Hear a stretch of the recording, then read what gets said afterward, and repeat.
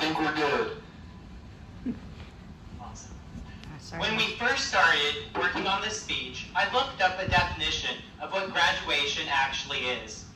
One definition I found was graduation, a ritual event where they award you a diploma in the hope that you have learned enough to be able to read it.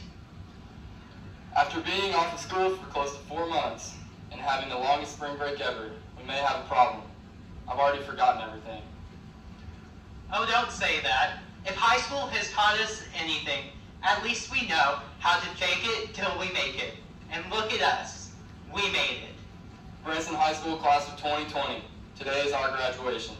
A day that we all spent many months waiting for, eagerly eyeing the graduation countdown in the Commons. Often it seemed the time was frozen, while at other times it felt like we were chasing after it to no avail. And several months after our original graduation date, here we are. We made it. Before we continue, we need to recognize everyone who has helped us reach today. First off, let's thank our parents, guardians, siblings, and everyone else who came today to support us and have done so over the last 18 or so years.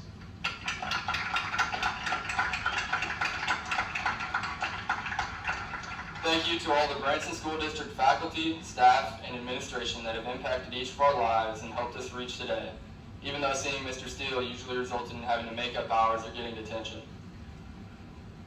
And when you came across Dr. Lorenko in the hallway, for your own safety, you turned around and went the other direction to avoid the wrath of the Portuguese mafia. And good old Jack, Dr. Harris, always getting us excited for the fresh fruit and veg bar. Now let's take a moment to reminisce. Let's start way back from our days at the Cedar Ridge campus, feuding over which elementary building was superior. West was obviously the best. To our awkward phases as 5th and 6th graders, getting way too caught up in the dodgeball tournaments and the AR points. To the junior high days, where our lives centered around our planners.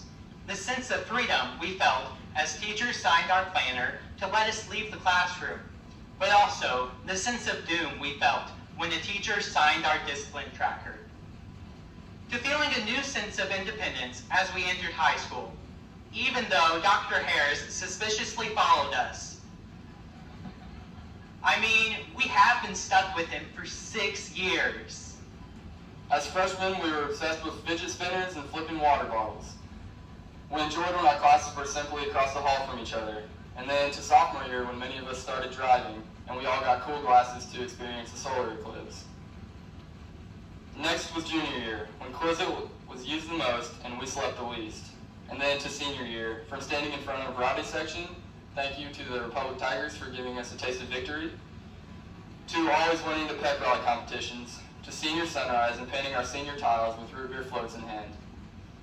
As we all looked forward to a much-needed spring break, little did we know that Friday, March 13th would be our last day walking the halls of Branson High School as students.